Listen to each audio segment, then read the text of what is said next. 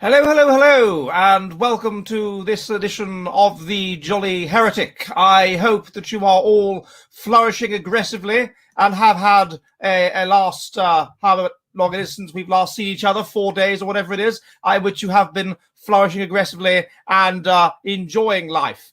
Some of you may know about my antics of recent days, but there you go. So hello, everybody, and I hope you are all well and so on. Now, I did promise on this show that hello, Dick Bowen, hello, the Irish Contrarian, hello, Louis Bloom, hello, Carlotta. Hello, Carlotta here, our beautiful Spanish keeper of order here at the Jolly Heretic, is here to keep order and make sure that the chat is of a sufficiently intellectual standard. Good evening, No Name. Good evening, O Mercado. I won't try and pronounce the first name because that would be too complicated and difficult. And hello, Yehuda Finkelstein. Hello, sir. You're catching me live. Ed will try and fail to share his screen again. Yes, I'm afraid that. Well, thank you, Elijah Woods. Yes, I think that is a bit of a problem, sir. I don't know how when I had Dr. McCulloch on here the other week. He managed to share his screen successfully. I'm not sure how he managed to do that, but I look. Anyway, cheers, everybody. Cheers. I hope you have all got your drinks in hand. Cheers. Cheers, Adam Leshevic and Anthony Gall and all those watching. Cheers, cheers, cheers. Now, I have a lot of questions to go through because I haven't done them for a while, and I promised I would do so. And so, ciao, Orthodox Belarusian opinions. So I thought it would be a good idea to simply get on with it. Now, I had one very interesting question last week from Brian in the Sewer. £20. Thank you very much indeed. That's very kind of you. And he says, could you please elaborate deeply on how based the Zoomer generation is, our evolution towards more conservatism, when this change will occur towards becoming more conservative, and this type of thing? I am simply dying to know. Well, as I may have mentioned, I can't remember whether I mentioned it, but as I may have mentioned last week, I am currently working with a fellow, with a drinker at the Jolly Heretic, with our squire, actually, on this subject, in order to try and get some sort of a purchase, some sort of proper time frame as to when this sort of thing might happen. And I've been working on a book on the matter, but certainly we do know that analysis of Britain's large-scale YouGov poll conducted by Eric Kaufman, what you'll find is that as a rule, the younger people are, the more liberal they tend to be. And they become more conservative with age. However, this is not the case with those who were 18 when they were interviewed in 2020. That cohort was as liberal as people who were 40 years old. Now, that's strange. Something's going on because that's not what's supposed to happen. Conservatism increases with age because people become more conscientious, that is rule following, high in impulse control, less open to new experiences, and less tolerant of ambiguity as they increase with age. And so they become decreasingly liberal with age. And so what you would expect is that 18-year-olds would be very, very, very liberal indeed, and they would maybe become a little bit more liberal when they're in up to their mid-20s, and then it would start to go down. But this is not what's happening. According to YouGov, identification as right-wing has fallen from 27% goes down to 27% among 26-year-olds, and then rises to 40% among 40-year-olds. But it is also 40% among 18-year-olds. And this can't be because they haven't been to university yet, a process which might inculcate them with liberal ideas. This is because the data finds that the age of peak liberal identification is actually becoming older. So when you compare different YouGov surveys conducted in different years, it's becoming older. So what this would be consistent with is a shift whereby younger people, very younger people, the so-called Zoomers, are becoming increasingly right-wing. And there are other markers of that as well. Further consistent with this, people born in the mid-1990s onwards, they lose their virginity later, which they leave home later. They start dating later. They are less sexually promiscuous. Now, if it was just a sort of a herbivore man thing that they don't want to have any sex at all, then that would be a different issue. But no, they are less sexually promiscuous. They do have slightly less sex, but they are less sexually promiscuous as well. So this is all consistent with them slowing down. Jennifer Tweng has looked at this in a book that she's done on the General Social Survey. So they're slowing down. There's some evidence that they seem to be more conservative.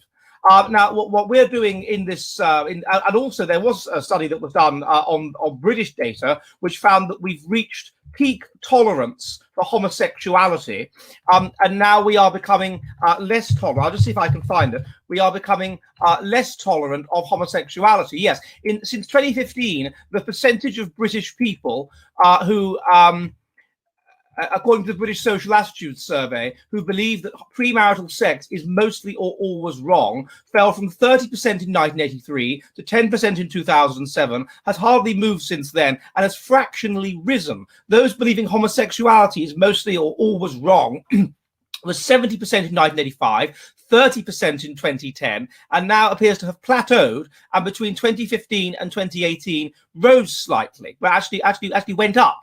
So what this is consistent with potentially is that people are becoming slightly more conservative. Now, the heritability of this is extremely high, of course. The heritability of how conservative you are, it's about 0.7 heritable. And so if there were genetic factors involved, that's what we'd be seeing. But as I say, there's no point going into it yet. I shall be having a conversation with our squire on Wednesday when we'll look at some of the amazing, jolly, clever computer. Could be due to immigration, sir, that is true. Could be due to a higher Muslim percentage of the population.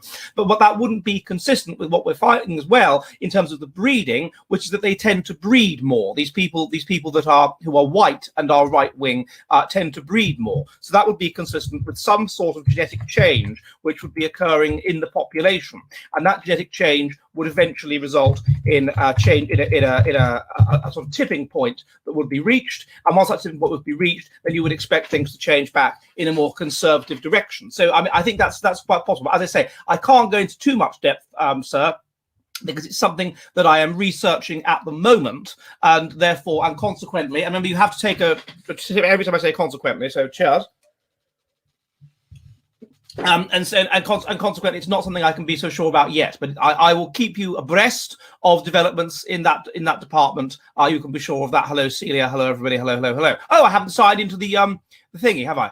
Oh, silly me. I just have to sign into just signing into the entropy now. I'll just have to turn the mic off quickly.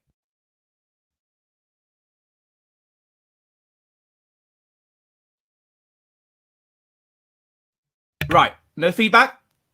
No feedback. Good. Okay, I'll slide into the entropy. So if you would like to send donations, you can do or super chats, which I will of course try and deal with today. And if I don't get them out to them today, I will of course get them out to them on the next episode or the one after that. Then you can do so at the link below on entropy, which I prefer because that means that they take less off and they're nice people and they're not bad people, the entropy people. Or you can do so through the old YouTube. But anyway, I hope that answers that answers the question as much as I can, sir.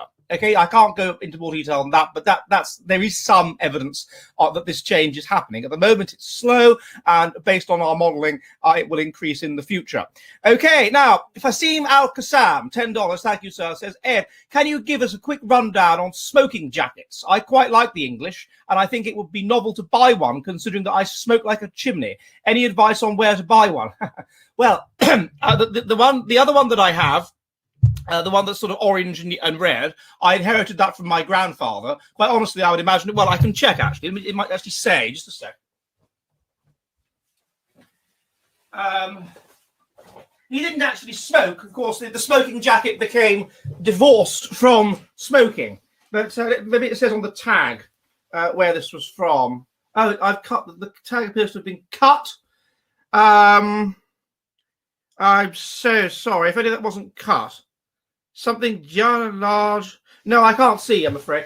But anyway, the history of the smoking jacket is that smoking, of course, became fashionable from the sort of very, very late 16th century, early 17th century onwards. And it started off as something that was fashionable among the sort of upper classes. Thank you, sir. And from then on, of course, it started to spread. But clothing was very expensive in those days, of course, and people didn't want to get ash on their clothes and so on.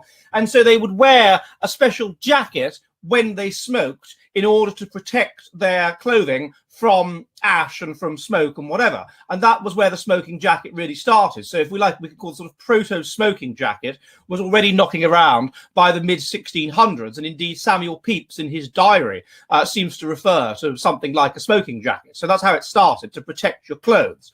Then it became particularly fashionable from the 1850s onwards, when we started to get the rise of cigars. because of course then you've got a big problem with ash, and so people would have these jackets which would protect their clothes, and they would go to a special room in the house, the smoking room, where they would smoke. And they would wear their smoking jacket, and so and then after that, after the 1850s, it gradually starts to become a fashion item. So you wear a smoking jacket when you're just inside the house, and it's a short jacket like the one I'm wearing, no tails, a short jacket. Before that, of course, jackets always had tails because men tended to wear them outside when riding horses and whatever, and so they had to have tails. But these jackets did not have tails, no tails, just a short jacket to wear indoors, and so it became something that you would wear indoors in the house as a sort of fashion item, and they became more and more ornate and expensive and that sort of thing. And by the 1880s, they're a very, very common thing. Now they then develop, of course, into the jacket that you would wear not when you're smoking, or that you would wear at a dinner party or something, where there is no tails, i.e. the tuxedo. And interestingly, in Finnish, the word for tuxedo is smokki. Why? Well, it's a loan word, and it comes from the smoking jacket, because that's where it came from. You started to wear a smokki, a smoking jacket, on formal occasions, and so that's where the tailless jacket has developed from.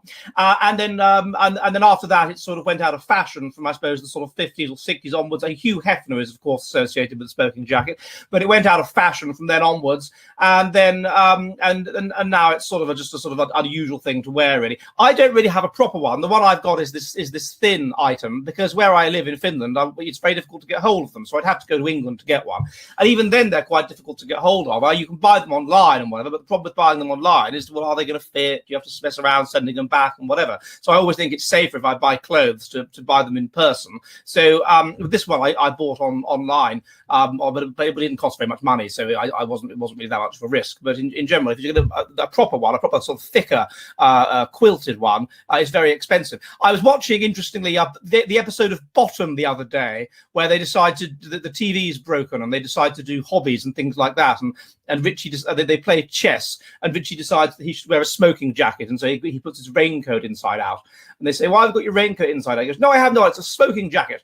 But it was sort of padded, quilted looking, and that's what a lot of the more expensive ones look like. They're sort of quilted looking, so not like this. So yes, that's the brief history of where smoking jackets came from, sir. So I hope that is satisfactory, and thank you for your support. Robin Kale says, "Hey Ed, do you believe in Madison Grant's theory of there being a Nordic elite in Greece, Rome, Persia, and India that led to high civilization?" No, I don't think that's not, as far as I'm aware, that's not consistent with the evidence, I'm afraid. The evidence is that the ancient Greeks were very similar to the Greeks of today. The ancient Romans were relatively similar to the Romans of today. The ancient Persians were relatively similar to the Persians of today. In fact, there have been DNA analyses that have been done of high status, known high status people who, clearly from how they're buried or what they're buried with or whatever, that we know were high status people. And those people have the genetics of Greece, of Rome, of Persia, and whatever. It is certainly true that with India, the higher castes tend to be lighter. That is true, and in that sense, one could argue that they are genetically closer to Europeans. That may well be the case. So the higher castes tend to be lighter, higher up people are lighter, and there is this historical idea of the Aryans and the Indo-Europeans, and how the Indo-Europeans came from Eastern Europe, basically, and colonized northern India. So that there may well be some truth in that. But I certainly wouldn't concur that there is a Nordic strain that is responsible for these people. No, so I don't think that theory, as far as I'm aware, is not in line with the evidence. The based embodiment says, "Would you make a video on Japan, on their low birth rate, their prawn obsession?" I think it might be porn, as well as how come their intelligence and extreme slow, I think you mean, life strategists cause them to be so maladaptive. I have written an article about this. It hasn't been published yet, but I've written an article about it. And my theory is that because they are extremely slow life history strategists, they are very, very, very, very sensitive to their environment. Because if you are very sensitive, people who are slow life history strategists are very evolved to a very, very specific niche, whereas people that are fast life history strategists are sort of generalists. They're less evolved to a very, very specific niche. And so this means that they if that niche changes, then they will experience an evolutionary mismatch, and they will experience an evolutionary mismatch far more easily and with far less change from the environment to which they are adapted than would be the case with a person that was more of a faster life history strategist. And so what you would expect is that the deviation from the pre-Darwinian norm in Japan would not have to be particularly large compared to what it would have to be among European people to really mess them up and mess up and make them completely maladapted, rather like the mice in Mouse Utopia. And I think that's what we're seeing in Japan, that in Japan, even though they don't have immigration really, they're all Japanese, it's still a highly traditional, conservative and patriarchal society compared to the West, because they are so much more conservative, because they are slower life history strategists and whatever, and they're more conformist, and there's high levels of social trust and all that, even though it is much, much more in line in all of those ways with what life was like under harsher Darwinian conditions to which they are evolved. Even though that's the case, they are still more messed up in terms of how quickly their population is collapsing, in terms of them not wanting sex, in terms of these spiteful, manifestly spiteful mutants, these herbivore men, and to a lesser extent their female equivalent, in terms of all of the maladaptive ways they choose to live and whatever, and so they now have to have special sort of semi-government organized parties to force Japanese people, because they're so shy of the opposite sex, to get to know each other. All of these these virgins living at home into their 30s and all of this stuff. And as you say, all of the bizarre porn they're into as well, all of the peculiar things they're into, it seems to me to be consistent with them being much, much more maladapted as a consequence of a much, much smaller deviation from a much, much lesser evolutionary mismatch, whereas we are less maladapted than them, despite the fact that our evolutionary mismatch is far more substantial. And so I think that is absolutely fascinating. I don't know if I'd like to do a video on it in the sense that I haven't been to Japan. And I before I were to do a video on something like that, I'd like to go there. You know, I feel I'm qualified to do a video on India. I've done a couple of videos in India. I've been to India. I've seen it firsthand. I feel I'm qualified to do videos to some extent on countries that I've been to, but I haven't been to Japan. And I think I'd really like to go to Japan and see it firsthand before I can do a video on it. So that's my feelings on that. Ed, what are those gene forms for creativity? Want to search my genome. It was the 5-HTTRL or something like that. That was the name of. I should emphasize these are only candidate genes. I mean, there's not 100% proof that these are associated with creativity, but it is a certain specific gene form. Let me just find it. Hang on a minute. Dutton comprehensive, the Dutton comprehensive psychology. Sorry, let me just find it. Here we go. Okay, should be finding it now. Okay, yes. Why do Northeast Asians win so few Nobel Prizes? So here we go. It should be coming up in a second. So the candidate genes were inquisitiveness were DR-D47 repeat, and 5-HTTLPR long form, and MU opoid receptor gene OPRM1G allele. And we present evidence in this paper. I will put there's no point putting a link to it in the chat, as you're actually watching now. I'll put a link to it on the screen. Or I'll put a link to the paper on the screen. The paper on the screen is why do Northeast Asians win so few Nobel Prizes? So if you put that into if you DuckDuckGo that particular paper, then you will find that, and you will find the information that you require. So here we go. So this is the paper you want. So that's the one that you should, there you go, have a look at. And it will. I've just read them out for you, of course, but it will tell you what you need to know. Okay, so I hope that is helpful.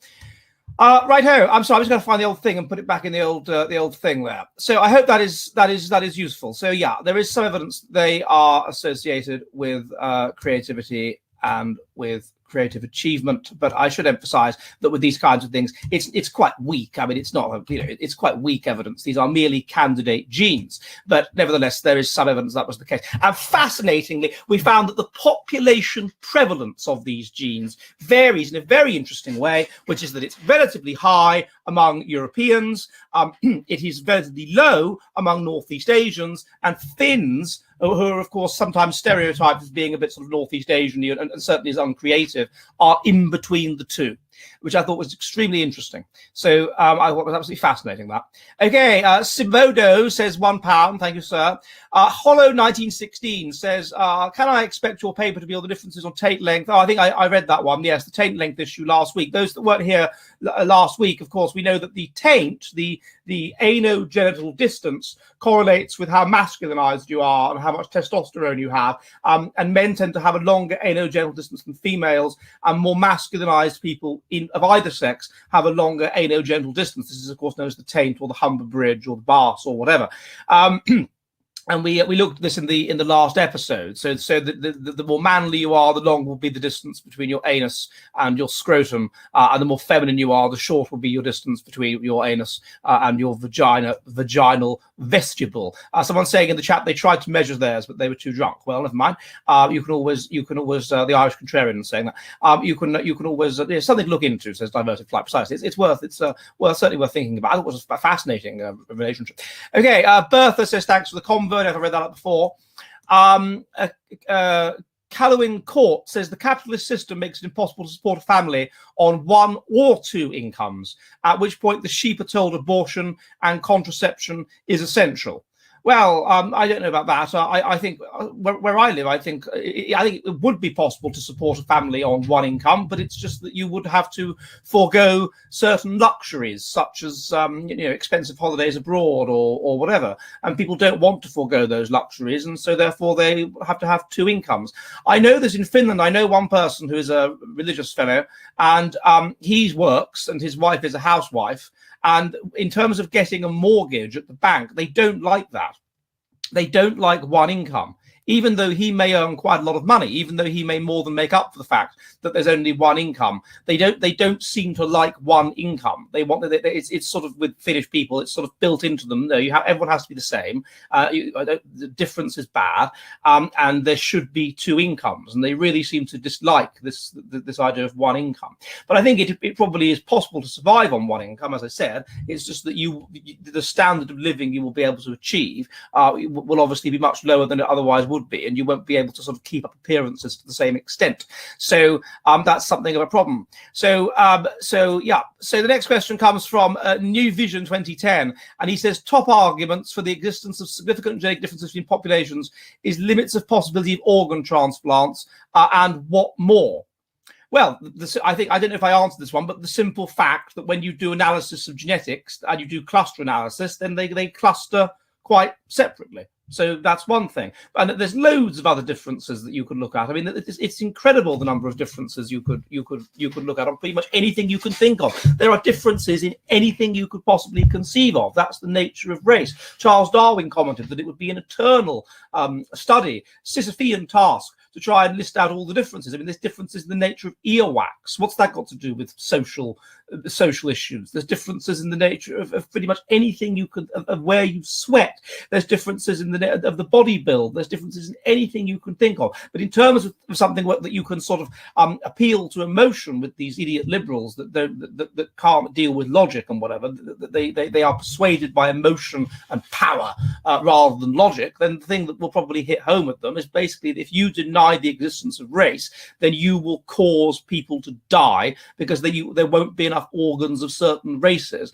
Not just that, but medicines work differentially in different races. Disease prevalence is different in different races. Clearly, the likelihood of surviving COVID-19 is different in different races, and that is the case even when you control for sociological factors. It's clearly different. It's clearly for genetic reasons that there are differences in the prevalence of catching and of death from COVID-19. So this shows you that you cannot possibly state that race is a social construct. And if you do that, it's extremely dangerous, because you are saying to some people, oh, you know, it's fine, you don't have to worry about this. And I'm afraid you do, and you have to worry more. South Asians, for example, are more likely to get diabetes. This means that the diet that they should pursue should not be a Western diet. They are not evolved to this sort of Western diet, and they're more likely to get diabetes if they eat it. So again, all of these things show you, of course, you're never going to get one solid difference that's different between races, but you have all these differences, and they're very, very significant differences, and they're clearly genetic, and they have important social consequences. So I think that is the answer you can give, sir. But as you know, my book Making Sense of Race will be out hopefully within the next couple of weeks, and then you will be able to get that, and you will be able to see in tremendous detail all of the differences that exist. And yes, if you would like to send a super chat, then you can do so, as someone is saying currently in the normal chat. You can do so at the link on the screen, or you can do so through here. Okay, the next question comes from done that one. My wife is currently drinking Wales's finest Iron Maiden t-shirt. Yes, I think I did that one from Perkin Flump. Lee Garfield did that one. Rowan Kale says, would people of third world countries survive the cold of Europe once the civilization collapses? The answer is obviously not. No. Once civilization collapses, then you are back under harsh Darwinian conditions. I mean, let's look at what happened under harsh Darwinian conditions. I was reading a very interesting book the other day called Albion's Seed, and what it showed was that one of the reasons why slavery was unable to flourish in the northern states of America, it's not that they didn't want it. It's not that they were these lovely people in the northern states and they didn't want slavery. They couldn't really have slavery because the mortality rate among black people was so high, and among the slaves, it was much higher than the mortality rate of white people, because black people were not evolved to a cold and relatively dark environment of the kind that you have in the northern states, particularly in the winter in the northern states, and so they couldn't obtain enough sunlight by enough ultraviolet light via their skin and produce enough vitamin D. They couldn't cope with the cold. They would freeze to death. They simply weren't able to survive the conditions of the northern states of the United States. And so slavery just wasn't an option for these people, because the blacks just couldn't survive. Their mortality rate was much higher than that of the whites. In the southern states, however, the opposite was the case. The mortality rate was the class, according to Albion's Seed, was higher among like white babies. Now, why is that the case? Well, because it's hotter, and black people are, and white people, black people are evolved to the heat. They can cope with the heat. They don't get skin cancer. They are adapted to that kind of environment, and so they survive better. And so therefore slavery was able to flourish in the south of the United States, where it was hotter, to which black people were more evolved, and it wasn't able to flourish in the north of the United States when they're not, to which they're not evolved. And so you're seeing that process now to some extent, even now, with various differences in COVID-19, because black people are vitamin D deficient when they live in these kinds of countries, and this is one of the causes of the mortality rate of them being higher than among white people, because they're vitamin D deficient, because they're not adapted to live in the environment. They don't have white skin. So certainly if and when civilization, if it were to collapse back to pre-Darwinian levels, you'd have Darwinian levels of selection, and that would select for pale skin in an agricultural ecology in a dark place. That clearly would select for in an agricultural ecology, and it would select for dark skin. And that's another interesting point. With these kinds of conditions reimposed, it would be more difficult for white people living in hot places. That doesn't to say they wouldn't survive at all, but it would be more difficult for them to survive because, and it doesn't say some people perhaps would survive, some of them would, but they would be disproportionately selected against. Thank you, hello, DB, because they wouldn't be adapted to the environment in question. Okay, the next question comes from Real Man. He says, everyone must reply to Trump tweets telling that he must use the military. I have no idea what is going on there. I'm going to be tomorrow, by the way, I'm going to be on a show with a chap called Toller, who has his own show. He's from this group of chaps called The Absolute State of Britain. And he's live streaming with me tomorrow night, and we'll perhaps be talking about that in more detail there. But I have no idea what's going on. On the one hand, it seems to me to make sense that if you politicize the vote and you say that if you're one of my supporters, then you should vote in person. And don't vote by post, then of course a lot of the people who are Republican are going to vote in person, and the people that are Democrats are more likely to be scared of Corona. Then you've politicized the voting, and so you'll vote by post because Trump tells you not to, or whatever. And so therefore you would expect the Democrats to overwhelmingly vote by post, and you would expect the Republicans to overwhelmingly vote in real life. And therefore you would expect there to be a massive surge in support for the Democrats once the postal votes are counted. And if they are counted after the normal votes are counted, then you would expect to see this huge surge. Now, that is at the same time, though, from what I've seen from what they're saying, Giuliani or whatever are saying, there is evidence of huge levels of fraud, even though you would prognosticate some sort of movement in the direction that I just said. There is levels of huge evidence of apparently fraud. So I would be interested to see that. Now, of course, I appreciate that they can't go public with it. What the media say is, oh, show us your evidence, show us your precise evidence. But of course, they can't do that because there's going to be a court case over this, and you obviously don't show your opponents your hand before playing the game.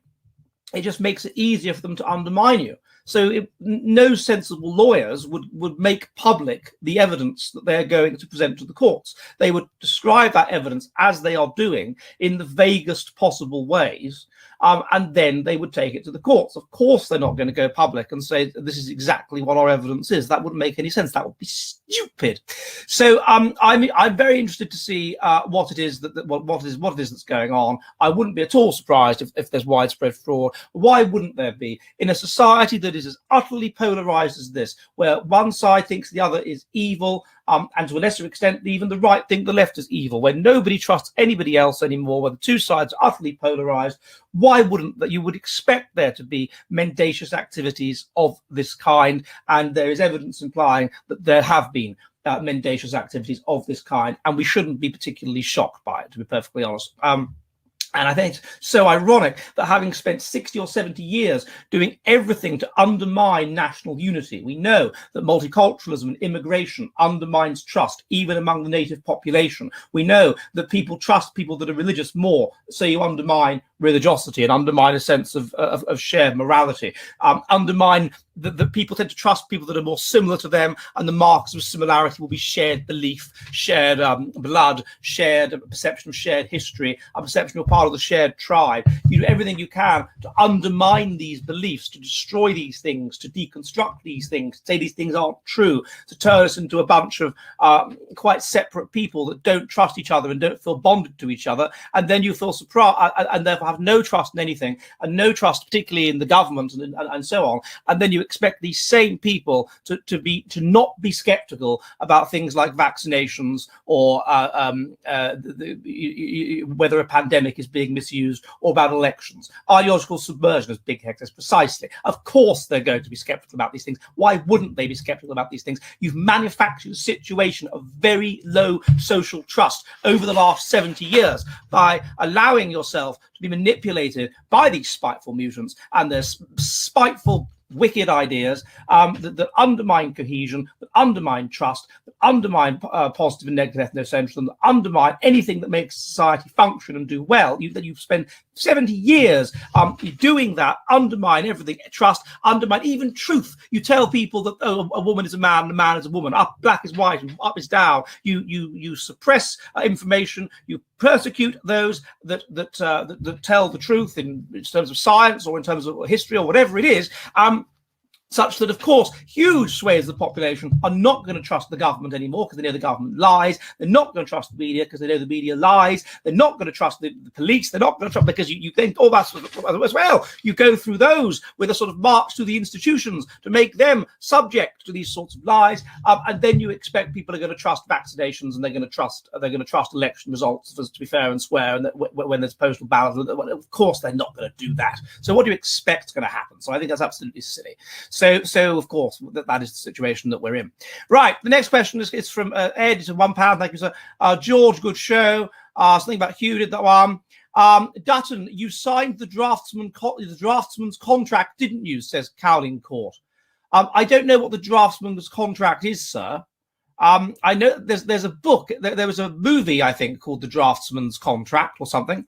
There was a movie in the early 80s, and it was sort of a drama set in the 1660s about a murder or something like that. So I perhaps that's what you have in mind. I haven't seen it. I had to put into a search engine what it was you were talking about. I hadn't actually heard of what you were talking about. So it looked quite interesting, actually. Yes, post-truth societies, as Orinoco Wellington, precisely, exactly. So I think that is. I'm not feeling. I was at school with a chap whose dad was a draftsman. But I think they've all sort of died out now as due to the rise of computers and things like that. I mean, when I was at school, the amount of time we wasted doing technical drawing, and it's all turned out to be completely pointless, complete waste of time. I hadn't taught me anything I needed to know. I found it very boring at the time. And lo and behold, it has turned out to be completely unnecessary. Okay, the next question comes from Paddy62. And he says, why do people in poor, lower classes agree with and support the upper class elitists' arrogant politics, their loathing of the working classes, and their dystopian cultural misconceptions? Well, to say two things there. First of all, which kind of elite are we talking about? Because, I mean, if you're talking about America, you've donated in dollars.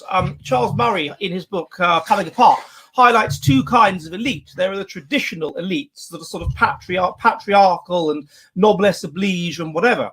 And they tend to have traditional views, traditional ethnocentric religious sort of views. And they share those views with the working class. And the middle class traditionally tend to deviate from that, because they want to distinguish themselves from the upper class and the working class. And the key way they do that is through their morality. But by stressing that, I'm more moral than you, I'm more educated. And this sets off a sort of moral and religious signaling, which distinguishes them from both the upper class and the working class. So why would the working class agree with the upper class? Well, it could be that it's adaptive in terms of a group that is held together in group selection, for there to be a class system. And it could be that the upper classes have maintained these sorts of values which they are inculcated with Darwinian sort of ideas and with ideas of the good of society and being group selected and whatever. The working class have been subject to Darwinian selection for longer than anybody else because they're poor, and also their lives are more stressful. And so they're more likely to be in touch with their sort of evolved based instincts, and they're less likely to be sort of mutated or whatever. So therefore they have they have this adaptive group centered view of the world in common with the upper classes, and the middle classes deviate from that because they're dysgenic, and because they inherently have, and because they tend to have these maladaptive values increasingly, and they certainly are individualistic. They're highly individualistic and do not have group-centered values. Their values involve stressing their own morality and how important they are as a means of battling both classes. So that's one reason why they would agree with them. If you're talking about why would the working class people agree with the other side of the elite, and that the more dominant elite now, the sort of woke leftist elite, well, I would say there probably are some working class people that are like that, and they would perhaps they would agree with it because they've been inculcated, because they have low IQ. Perhaps they would agree with it because they are insecure in their social class and they want to move upper class, and they perceive middle class people as believing these things, and so they persuade themselves that they believe these things as well. So it's a way of sort of being a cut above other working class people. Perhaps they correctly perceive that they might get a better social reaction if they believe these things, so they persuade themselves that they believe them. or perhaps they are simply manifestations of mutation and whatever within the working class, which is perfectly possible as well. So there's all kinds of reasons why that might be the case. Okay, the next question comes from Grant Johnson. He says, greetings to you and your family. Thank you very much, sir. The next question, $18 from Viva Yo. And he says, autism, psychopathy, and schizophrenia are variably mildly present in high-performance IQ people. How do these three relate to Ocean? That's the big five personality traits: openness, conscientiousness, extroversion, agreeableness, and neuroticism. Male-female life strategy mean need to identify, breed, and raise stable bloodlines of such people with an environment that will nurture, extract these traits consistently, acclaim, and salute you. I'm not sure about that. No, there is an association between very high IQ, outlier high IQ, not normal range IQ, outlier high IQ and autism. There is an association between, to some extent, genius and psychopathic traits, as long as that is it's normally sub-psychopathic traits though, rather than full-on psychopathic traits, and that's when it comes together with very, very high IQ indeed. I'm not aware of particularly consistent evidence that schizophrenia helps you out. Being schizotypal, when associated with very, very high IQ, has been argued to be associated with certain kinds of creative achievement, but I believe the evidence is disputed on that. So I'm not sure you can say they are mildly present in high IQ people with schizophrenia, or psychopathology.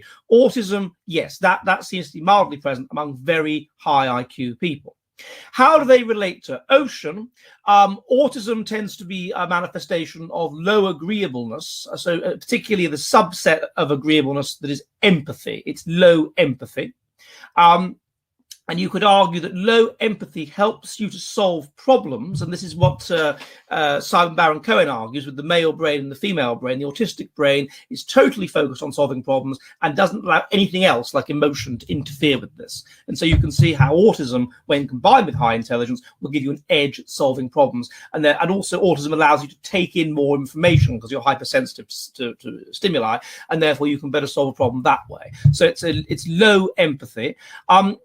Psychopathology is low empathy plus often low impulse control as well. Extroversion, I'm not aware these things relate to. Schizophrenia has been argued to be an optimum, to be a placing on the schizotypal spectrum. And it's been argued that that's kind of what openness is. And if you're very, very, very high in a moderate level of openness is good and is associated with artistic success and things like that. And then you go into the realms of schizotypal and schizotypy and schizoid personality, and then at the other extreme, schizophrenia. And that's bad. So that's how they relate to Ocean. As for male and female life history strategy, as a rule, all of these things, I don't know about autism, but certainly psychopathology and schizophrenia are associated with fast life history strategy. Autism seemingly as well, and it's a male brain, it's testosterone. That's a fast life history sort of strategy. So that's how that works. As for male, female, women are lower in autism, they're lower in psychopathology, and they're lower in schizophrenia. However, schizophrenia is the one that's the most feminine, if you like, of the three. So it's more, like, for example, schizophrenics are much more likely to be right-handed than autistics are, because autistics is very high in testosterone, and being left-handed is, of course, a manifestation of testosterone in part. And so that's what's going on there. As for identifying and breeding them, well, no, I'm not sure that really works, because what we'd be identifying would be geniuses, and geniuses tend not to want to breed. We might want to ensure that their collateral relatives breed. That would be a jolly good idea, to make sure that the collateral relatives of geniuses breed. So identify the geniuses, who are probably not going to want to breed because they're geniuses, and identify their collateral relatives and make sure they breed. But then one of the problems with this, and the problem with sort of planning it, is that it tends to come about sort of naturally in history, that a certain optimum level of genius is good for the society. Too much and people are uncooperative and don't get on. Too little and they don't win battles of group selection because they don't have as many brilliant ideas. And working with somebody at the moment that's doing calculations using modeling and whatever, it seems to be extremely complicated. And my suspicion is that if you interfere with these things, then you may well simply make it worse. And so it's rather better to just let nature do its job, I'm afraid. And also, I would note that I do think it's quite possible that we can't get too intelligent, because if we get too intelligent, then we get, it seems we get too kind of autistic, which means we don't get on with each other. And also, if we get too intelligent, we seemingly reason away the desire to have children, at least under a certain level of luxury. And so this means that intelligence has to be allowed to collapse back down, because if we continue getting more intelligent forever, then we just stop breeding.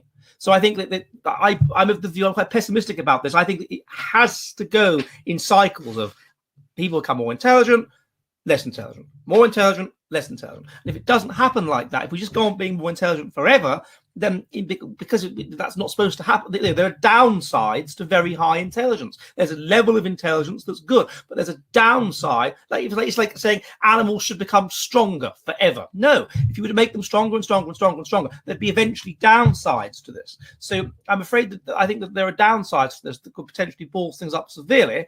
And so it's better to just let nature take its course. Civilization is going to collapse. It's going to go backwards. It's happened in the past. It's happened numerous times.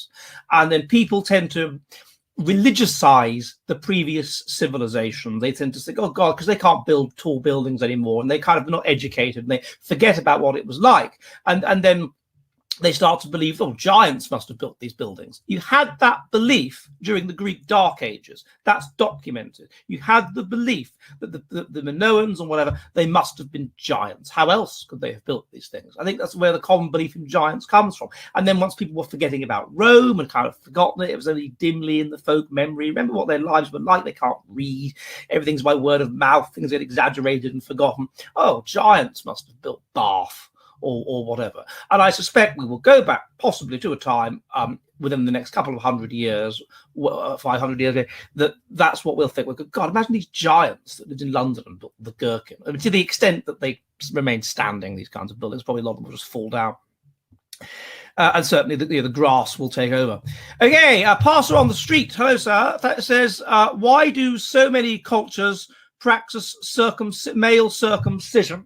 I've actually done a video on this, sir. It's a BitChute exclusive, though. It's only on BitChute.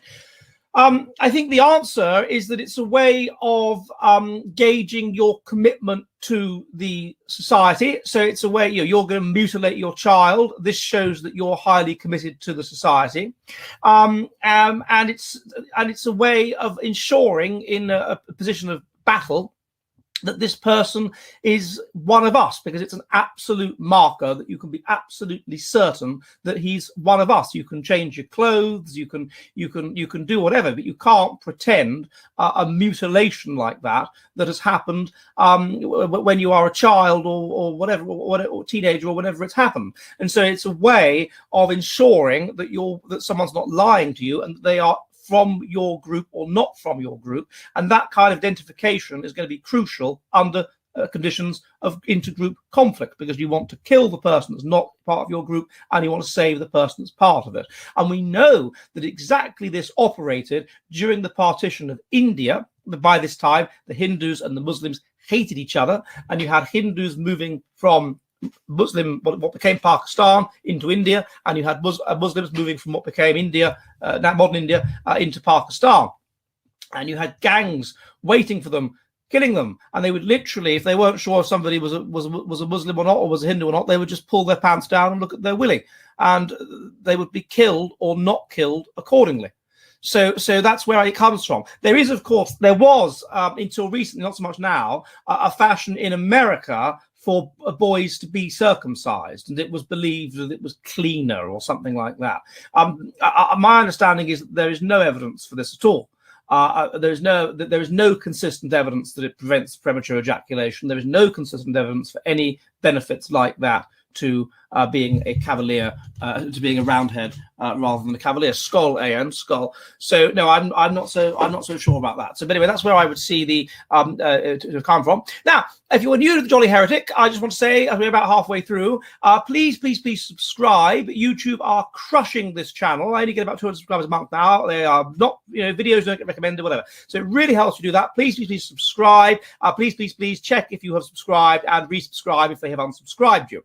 We are an online public house, and we meet twice a week on Mondays and Thursdays at 7 p.m. UK time to discuss the kind of science which is, of course, banned in the mainstream and in the newspapers and whatever, and the history as well to a lesser extent. The videos will be taken down. We've got to get to subscribers, precisely. Taken down after this and put on BitChute. Please subscribe over at BitChute. BitChute, of course, being the home of freedom of expression. So please subscribe over there. You can follow me on, you can send in donations if you really want to do so, through questions. I'm very grateful for those, either with Entropy, which you can do even when I'm not online, even when I haven't set up a video. You can always send them in all the time. Or through YouTube, for which I have already set up a video. I prefer through Entropy, but either is of course I'm most grateful either way. But you can support me on that way. You can also buy my books. You can find a link to that in the description. And of course, if you're on Amazon.com, by the way, you can't get them through typing it in. You have to type it in and put books. I don't know why that's happened. And also you can buy a mug, a Jolly Heretic mug. And you will see the link to do so below, perhaps as a Christmas present. Yes, you're quite right. Someone said yes, there's a thing called phimosis, which is where the foreskin is too tight, and those people have to be circumcised. So there are sometimes medical reasons for people being circumcised. So yes, so please do that, and I will answer the questions. And if I don't get round to the questions that you have sent one particular episode, then I will always answer them. I will always answer them either in the following episode or the episode after that. But they will always get answered, and there is, of course, some advantage to the question being answered by delay, because then I can research it in more detail and you will get a superior, better answer. I mean, for example, the thing about taint length. If I'd have tried to answer that question off the top of my head, I've had absolutely no idea. I'd have had to have said so. I had no idea. But fortunately, I saw the question before I went online. I was able to research it, and I was able to, I was able to come up with a fact. Really, really interesting. So yeah, I'm still going on about that. So okay, now the next question comes from a pastor on the street, and he says, "What do you think is the most interesting, important consequence of increasing genetic diversity within humans or other species that you haven't mentioned?" It's very hard to say, because I haven't mentioned it, and if I'd have thought of it, then it strikes me that I would have mentioned it. But I suppose one thing I haven't mentioned so much is the obesity epidemic. The obesity epidemic is put down to food. It's put down to the fact that cheap food is bad, unhealthy food is inexpensive, and that healthy food is expensive, and that people don't exercise as much, and whatever. It's put down to these environmental components. But there is a significant genetic component to obesity, and what you would expect as we deviate from the Darwinian norm is more and more people would just put on far too much weight, and more people wouldn't be able to put on any weight at all. There would be this deviation in either direction. And there is some evidence for that you get more and more people that they can't process food in a healthy way. They can't become fat. They're just constantly underweight and anemic. And this is a genetic problem. And so I wouldn't be at all surprised if a big part of this obesity epidemic is a genetic problem. It's a manifestation of genes. So yeah. So I think that I haven't discussed that as much, but I think that's a realistic possibility. Okay, Andre says $5. Thank you, sir. Says, during the Middle Ages, the population of Finland was 20,000.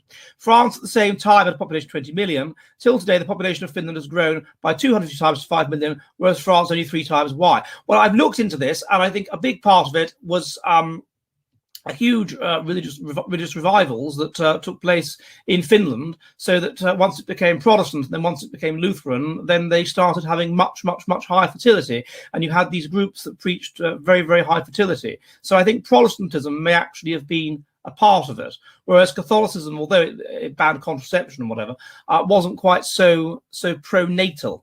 So I think that could have been a part of it. I actually contacted a Finnish correspondent about this question to ask what he thought of it, and that's one of the conclusions that we came to.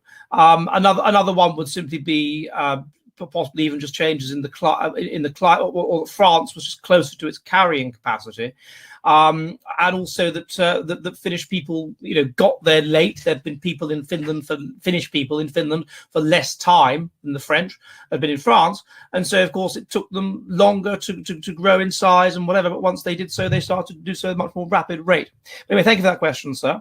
The next question comes from Edward Jones. European pagan gods are often this is an interesting one. He says European pagan gods are often depicted as capricious, cruel, selfish, etc. Why would a religion portray its gods as morally fallible? It seems rather counterintuitive. Yes, it seems counterintuitive, but I don't think it is. Ultimately, the gods have to be paradigms for how you should behave. And if you think about the Christian God, then yes, it is true that the New Testament portrays him as this perfect God who's perfect kindness, perfect love, and whatever. But the Old Testament doesn't. The Old Testament portrays him as cruel, selfish, capricious, and all of these things. And this is good because it means that under conditions of group selection, you have the ability to draw upon a sacred text which justifies cruel, selfish, capricious behavior, and particularly with regard to members of an out group or to treacherous members of an in group.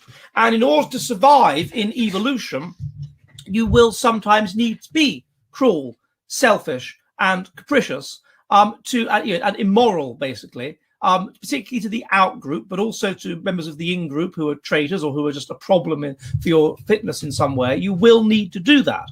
And so what you would expect a religion to do would be to sanctify that which is adaptive, although the religions which didn't sanctify that which was adaptive, those that sanctified maladaptive things, the people that followed those religions would have died out, would have not passed on their genes. So the fact that these gods are portrayed in these ways would strongly imply that doing so was adaptive to the groups that did so. It is adaptive to be sometimes capricious, cruel, and selfish, and therefore the gods are portrayed in this way to sanctify that kind of behavior as eternally right. And if you think about the nature of Christianity, not the pure Christianity of the New Testament or something like that, but the Christianity that's actually survived, the Christianity as practiced in real life, then that God is not the God of the New Testament. That God is a combination of the God of the New Testament and the God of the Old Testament. And that sanctifies needing sometimes to be cruel, selfish, and nasty, to administer barbaric punishments, to execute criminals, and whatever. It sanctifies all five moral foundations rather than just harm avoidance and love and equality. It sanctifies authority and disgust and sanctity and in-group loyalty as well. And that's adaptive. So I would say, although it seems counterintuitive, I would say it is clearly adaptive for gods to be like that. And those are the kinds of gods that have survived. Thank you, Oraz, for your there. Okay, the next question comes from Banana Neptune, and he says, "Hey Ed, if I don't know if you said before, would you consider yourself a high Tory?" Yes, I would. We certainly are a dying breed these days. I once said to a leftist that was interviewing me that I'm such a high Tory that you'll get vertigo if you talk to me. I'm such a high Tory you'll get altitude sickness. In England, it's not that you support the Conservative. There's only two political parties realistically. If you vote Labour and Conservative, it's a two-party system, and all you can do is try and push the Conservative Party, I think, in a more sensible direction. Except very occasionally when you get a radical party that manifests itself. And so you tend to identify as a young age with one or the other. And so I have this identification as a Tory, as a Conservative, and it's a traditionalist form of conservatism. And in the 1980s, the kind of conservatism that was extant horrifies them now. I mean, you had groups like the Monday Club that until the early 2000s were attached to the Conservative Party, Enoch Powell, people like that. That kind of conservatism was extant. People that were highly patriotic, highly ethnocentric, possibly negatively ethnocentric, that sort of thing. That kind of Tory. That's what we're talking about here. And so, and those people were also into promoting religiousness and promoting traditional values and basically just promoting adaptive ways of living. And so, it is that kind of Toryism of which I would be in favour. Yes, half the cabinet is people like Sunak, exactly. I think those people, says Yehuda Finkelstein, I think those people don't really believe in anything, and so they just want to have power. I don't think that there's anything that motivates them.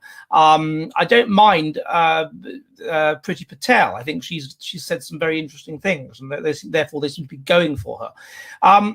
Okay, now the next question comes from which I think is not a particularly good idea, because if you demote somebody, and they're talking at the moment about Boris demoting Priti Patel, that's what Margaret Thatcher did to Geoffrey Howe. She demoted him. Then it's what Tony Blair did to Robin Cook, and they tend to become bitter, and they tend to look for an excuse to resign, and then that can be very damaging. So I wouldn't have thought that was a very good idea to demote her. Okay, the next question comes from Gabriel R. $3. Thank you, sir. He says, could I expect any positive psychological impact from listening to classical music on a daily basis? Been on a kick lately. Yes. Intellectual stimulation pushes IQ to its phenotypic maximum. And I've actually done a video on the issue of what kind of people like what different kinds of music. And so on the one hand, people that are highly intelligent are more likely to have classical music because it is more complicated and thus more intellectually stimulating. But on the other hand, the fact that it is more intellectually stimulating and forces you to think to a greater extent, evokes strong emotions and thoughts about life and whatever, which compel you to think.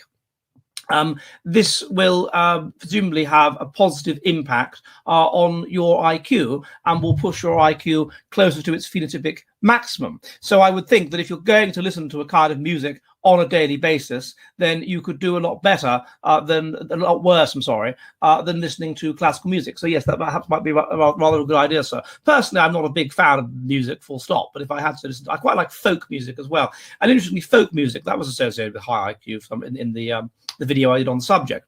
Jacko Slab Bass, hello, sir. £3, thank you, sir. The left-wing types I've known through my life have always seemed to have very bad relationships with their parents, especially their mothers. Very Freudian, I know. Any explanation for this? I'm not aware of any data. I'd have to see data that indicated that left-wing people were more likely to have bad relationships with their parents and especially their mothers. But what we do know is that left-wing people are very high in mental instability. Why are left-wing people high in mental instability? Well, because being left-wing is maladaptive, and therefore it's associated with mutation of the mind, and therefore it's associated with other maladaptive things. And one thing that is maladaptive is being left-wing, because being left-wing at the group level is going to be bad for you, and it advocates things like not passing on your genes and these kinds of things. So and having depression and whatever is maladaptive as well. So the two things will likely coexist. Secondly, if people are mentally unstable, this seems to be associated with individualism. Individualism, again, maladaptive to be individualistic. Individualism, manifestation of spiteful mutations, and so is depression. So the two things tend to go together.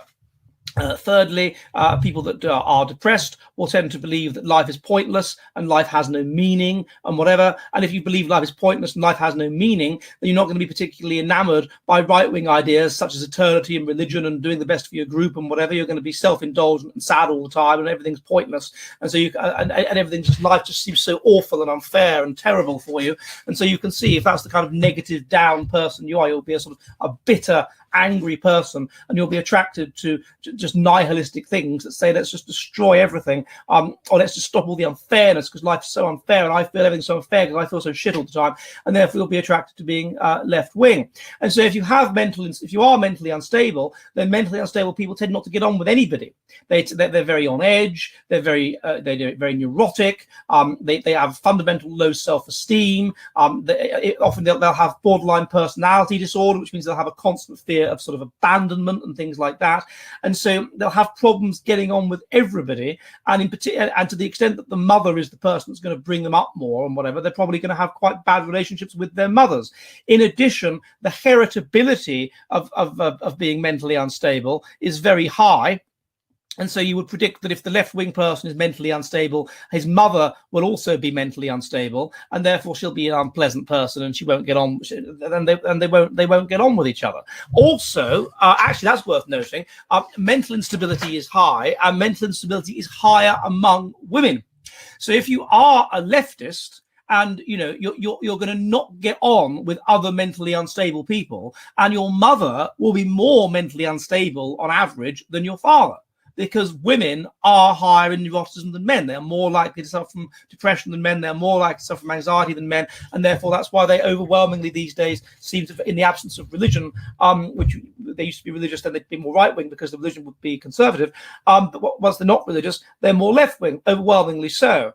And so that could be it, actually, to the extent that you're right. The relationship with the mother will be worse than the relationship with the father, because the father will be more mentally stable and thus more emotionally controlled and better able to sort of cope with them, basically. But the mother will herself be more mentally unstable because she's a woman, like, even if you control for everything else. And so therefore you would expect them to get on even worse with their mothers. So I hope that helps answer the question, Mr. Slapbase. Okay, that's a question for Hugh. He's not here anymore, so I won't look at that. Serena JB, hello, madam, says leftist environmental groups don't really care about the environment, or they'd be against open borders and they'd talk about the population explosion in Africa. Well, no, exactly. Of course they don't care about the environment, really. No, of course they don't. What they care about, and there's a study that I've looked at before, I did a video on it, what they care about is obtaining power.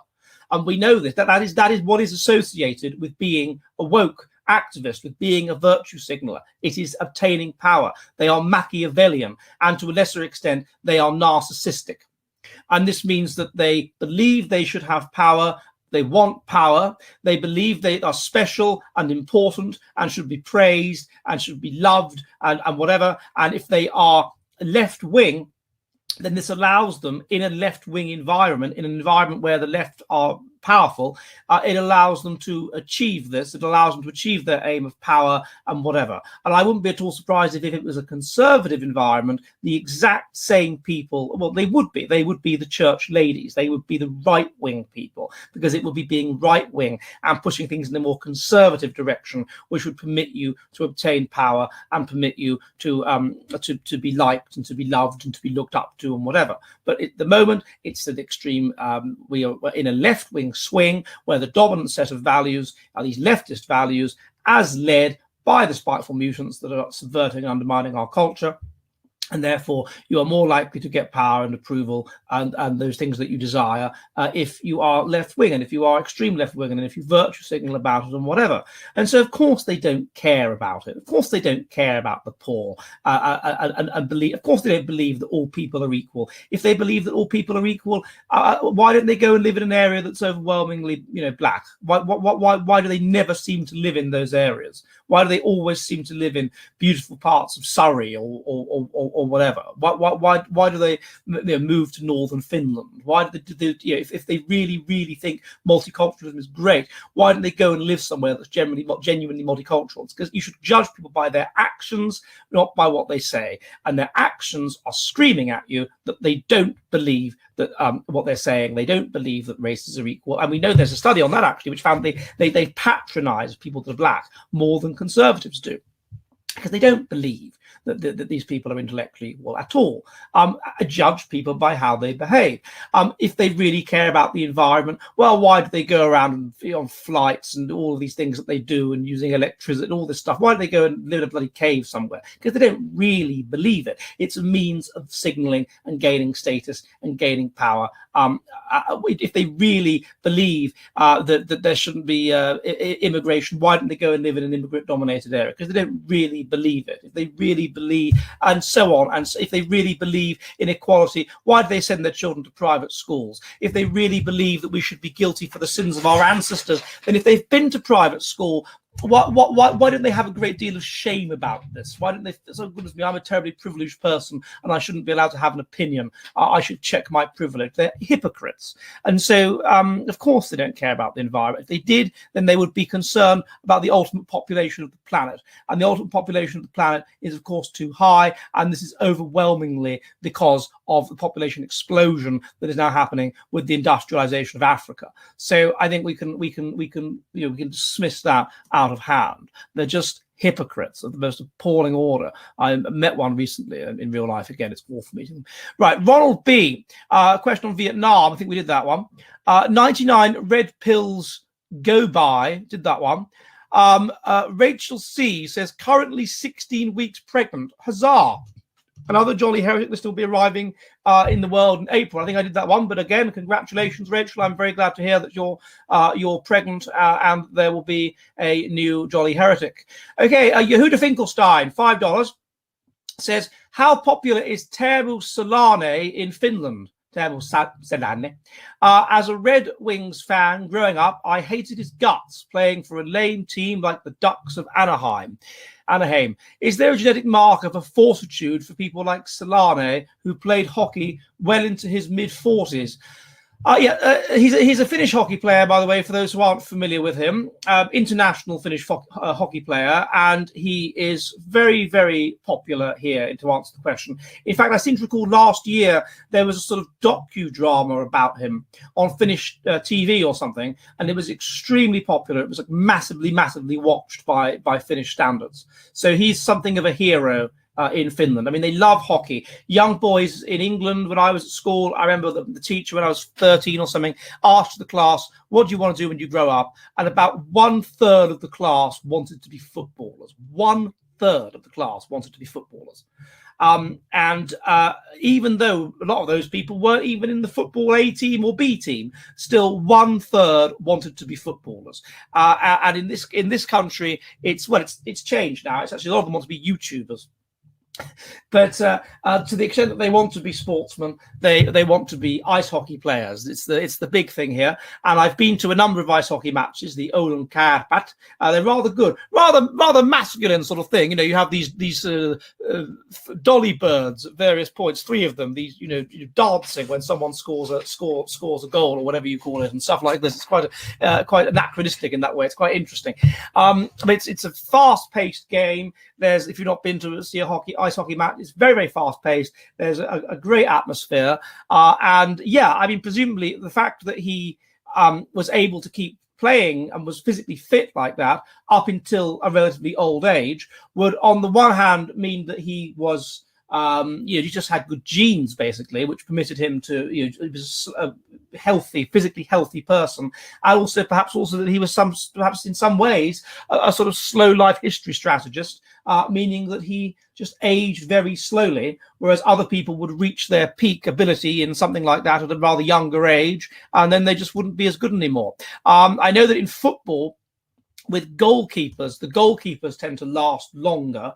I'm not quite sure why, but they don't have to be as fast, I suppose. But they tend to last longer. But it's very rare for you to still be able to play at that kind of age. And I'm guessing he's just a slow life history strategist, ages slowly, and so therefore has good genes, very good genes physically, and therefore remains very physically fit into a very old age. We should remember, actually, that in terms of good genes, we know that there were people in the mid-1500s that were 100 years old.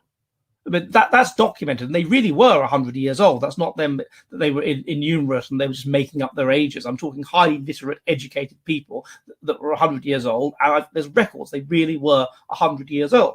And these people would just have been people that were incredible. And think of how appalling the diet was, how appalling the environment was. These people would just have been people that were incredibly genetically fit, and so therefore they were able to live 100 years or whatever. In a book that I did on my collateral ancestor, Sir Piers Dutton, there was someone that testified at a trial about him, and he was said to be 100 years old. And he said, I remember I was 12 years old when Sir Piers Dutton's great grandfather died, or something. That's what he remembered. He remembered he was 12 years old, and he was exactly 12 years old when that person died.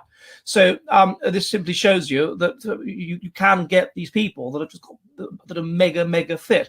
I'd be interested to know, I haven't looked into it, the sort of life history strategy of Tilana, of this fellow, if there's anything else about him which would be consistent with a slow life history strategy or anything like that, or if it's just that he has very good genes and whatever. But that would certainly, in general, having good genes is associated with a slow life history strategy. So there you go.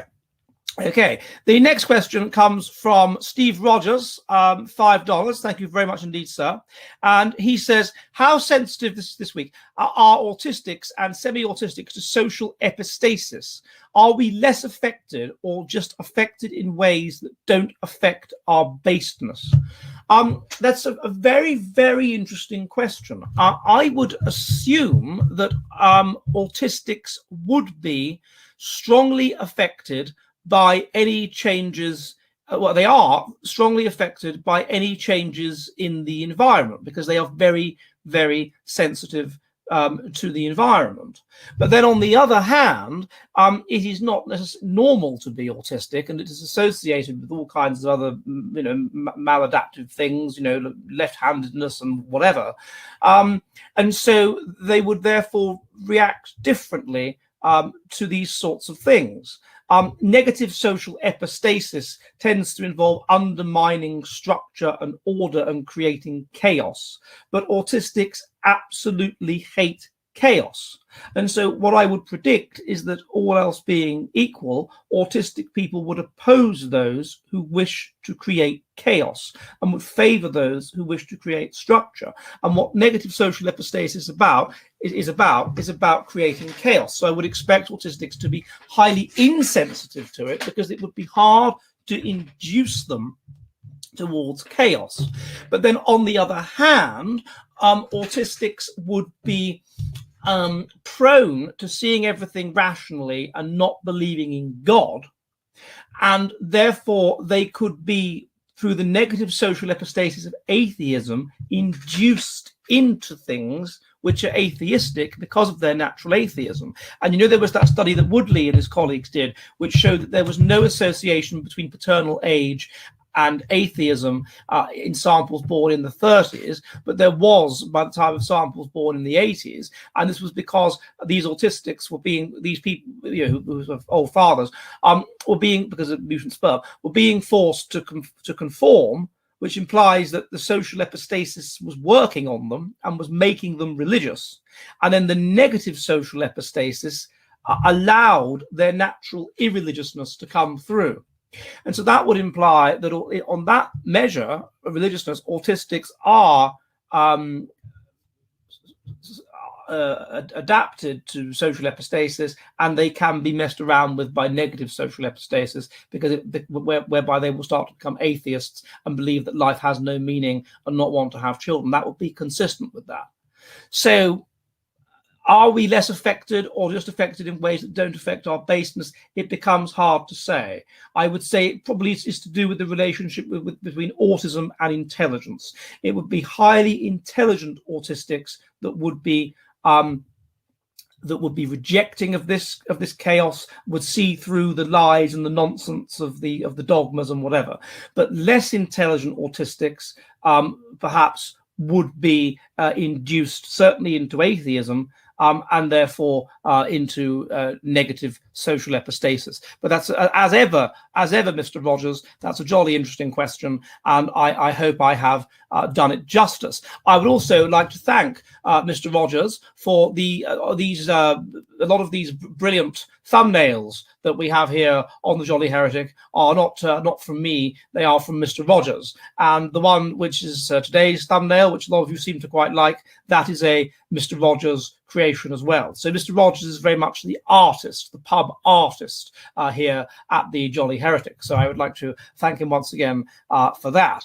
Okay, the next question comes from, sorry, I've got to scroll down. Okay, David, and he says, would group selection theory suggest that societal collapse is a feature, not a bug? Maybe the rising and falling is necessary. Well, yeah, I've just seen that question, but the answer is yes. Group selection theory would suggest that intelligence can't get too high. The group that is too intelligent will create a society of luxury. The society of luxury will make people very low in stress. It will make people therefore rationalize everything, including having children, and therefore they won't be in touch with their religious instincts. They won't want to have children, and they won't have children. And then having children will become an accident and thus associated with stupid people. And that seems to me to be built into the very system of everything, and has happened again and again and again in precisely the same way, whether the society has developed reliable contraception or not, although it's more pronounced in our case because we have developed reliable contraception, whether the society, even though in all of these societies they haven't got this far, they haven't got as extreme as us in terms of feminism or in terms of immigration or in terms of all these other things, but it's still the same process again and again and again with exactly the same markers each time. So I would concur that it is a group selection feature, that the group that becomes too intelligent stops being group selected, and therefore it is selected against by a less intelligent but more group selected, more martial group. And this optimum has to be maintained. You can have what I call a genius strategy, whereby you're relatively low in ethnocentrism and highly intelligent, and therefore you have a large gene pool and you create lots of geniuses and they create brilliant things, and you can dominate people in group selection who are more intelligent and more ethnocentric than you, because you have this genius strategy. But then the religiousness has to be maintained at an optimum level, and the ethnocentrism has to be at an optimum level, and that stops happening once conditions of extreme luxury are reached. People stop being religious, and then that's it. They stop having eternal values. They stop believing life is of eternal importance. They think it's pointless having children. They become nihilistic, and it always goes. So I would say you're quite right. Yes, it is a feature. It is a feature of group selection that the societal collapses must happen. And if they didn't happen, then, as I've said, if we went on getting more and more intelligent forever, then you would just find that the association between intelligence, very, very high intelligence, and autism would be such that the society would just collapse anyway, would just die out, and nobody would want to have children anyway, and nobody would want to have children, and the society wouldn't collapse. And you see this with Mouse Utopia, where it is ensured the society can't collapse. There's basically a God figure who ensures the society can't collapse. He makes sure of it. The society will not collapse. Living Darwinian conditions will not reimpose themselves. And eventually, nobody has children at all, because they're all so intelligent that, if it was this under our system, they'd all be so intelligent that nobody would be having children by accident. And when that happens, they would simply die out. So that's what would happen. If we didn't have the societal collapse and we went on going forever, selecting for intelligence forever, are getting more and more efficient contraception and whatever forever, then eventually nobody would have children and we would simply die out. So it is vital to the survival of humanity that societies rise and fall, that societies go through these cycles of collapse. I say it is built into the very nature of human survival that this must happen. And will happen, and is happening now. We have if you look at Sir John Glubb's analysis of the rise and fall of civilizations, he says all civilizations reach this exact stage now of nihilism, of doubting religion, of low social trust, of immigration, of feminism, even Islam, even Baghdad, of low fertility, of population decline, of valuing sports people and entertainers rather than soldiers as heroes, of just total decadence. And when that happens, the society collapses back into Darwinian conditions. And this is what is happening. And the question is just when. And as I've said, by the end of the century, based on current trends, we will have an average IQ in Britain of 85. and 85 is the average IQ of African Americans, and that is the kind of society that would be produced. But worse than that, because that society is parasitic on a more intelligent society with an IQ of 100 that is surrounding it. But there would be no more intelligent society, perhaps possibly China, but they wouldn't help. So they'd be going down as well. So there would be no more intelligent society. So it really would be 85, and that would be it seems that was about what the IQ was of ancient Greece. Maybe it was about 90, something like that. So I think that it's not good. It's not good, but it's in the nature of things, and we will rise again. We are those people who have been born into a society that's in decline. There's nothing we can do about that, I'm afraid. Okay, David again, thank you, sir, says, are there adaptations that both European humans and animals in Europe both experienced due to the European habitat, or any other examples of cross-species similarity in adaptations?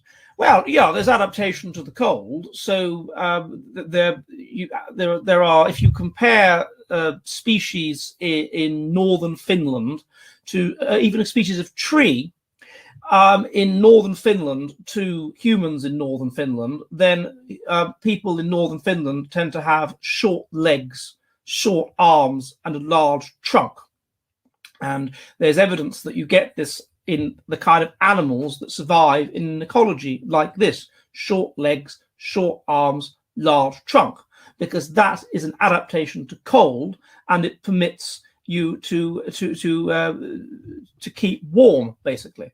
So, and if you go down to somewhere like Africa, long legs, long arms, small trunk, giraffes, things with long legs, and this allows heat to come off. So there are various rules. One of them is Bergman's rule, and one of them is Allen's rule. There's various rules on this. If you are adapted to a cold environment, then you will be like this. And if you are adapted to a hot environment, then you will be like this. And that is the case both among humans that are adapted to cold ecologies and among animals that are adapted to cold ecologies. So certainly, I mean, those rules follow. So, for example, Finnish people, there's the 2D, normally there's this idea of 2D/4D ratio, and this is the relationship between this finger and this finger, and this is a masculinization marker. The more masculinized you are, then the smaller is that distance. Now, Finnish people, I've argued, are K strategists, so they're not particularly masculinized, but they have quite stubby fingers. They have stubby fingers. They have a low 2D/4D ratio. Why is that the case? Well, it would be an adaptation to cold environment. It keeps the heat in. If you've got more feminine hands, then you've got a large surface area, and the heat can scare. So you can see how this would work. Someone's mentioning taint length. I don't know about the taint lengths of different animals and how these relate to different ecologies, I'm afraid, although it will be fascinating to look into it. But yeah, so you do absolutely have these sorts of things. With across species that are adapted to cold or adapted to hot. And I mean, that's just those off the top of my head. I'm sure there are others as well. Good. Okay, the next question, get on it, Ed, says Louis Bloom. Okay, get on it. Yes. Okay, the next question comes from Trillion Dollar Bill. What was the average IQ of peak classical Greece and Rome? Well, we can base this on the level of per capita innovation. That's the nearest thing I can think of, which will allow me to come up with some sort of purchase on what it would be. So, and I think did someone even ask me this question last week, or a similar question? It would be a third of peak. So in 18, we have the same IQ probably now that we had, or at least the same per capita innovation level that we had in about 1600, and that was about 6 important innovations per billion of population per year. And so then we have to ask ourselves, how many important innovations did they have per billion of population per year? So I go into a paper by Hubener, which you will find online, on this matter, and so I think I came up with the answer last time, didn't I? So they seem to have about at the time of ancient Greece, they seem to have about 4 innovations per billion of population per year. So 4 innovations per billion of population per year is now. So the people in Socratic Greece had about the same IQ as now. That's what this implies. They had the same IQ as we have now. And that would probably be consistent with the level of advancement that they got to, which was probably, about the level of the 1600s, I suppose, really, wasn't it? I mean, that was about where they got, or 1700s, just prior to an industrial revolution, but not actually an industrial revolution. That's where they got. And whereas when we got to the industrial revolution, of course, our IQ was much, much, much higher. And we reached a peak in 1870 of... where is it now? In 1870 of 16 major innovations per billion of population per year. So that would imply a much, much, much higher IQ, probably about 30 points higher than now. So, and as for the Romans, one would suspect that they were rather less intelligent than the Greeks. The average seems to be about 3. So so that is the same as a bit earlier. So they probably had an average IQ of about 90, something like that, about 90. And then compared to now, so they would have had an average IQ that was the same as the average IQ of modern Greece, something of that order. And then it seems to have gone up in the wake of Christianity, and then back down again to an average IQ of about 85, which seems to be the minimum that, by modern standards, which is the minimum that we reached, which lasts from about 350 or 250 AD to about 1200, and then it starts to gradually rise. So I hope that answers the question. Okay, right. I have a number of questions, and I will do those, of course, either next Thursday or next Monday. But I have a very special guest for you on Thursday on the Jolly Heretic, and that is the academic dissident, Dr. Bo Winegard. And so I will see you on Thursday at 7 p.m. UK time, 2 p.m. New York, where we will be talking to Dr. Bo Winegard. And this will now be put on BitChute. Okay, I will see you then. And thank you for tuning into the Jolly Heretic. See you on Thursday. Goodbye.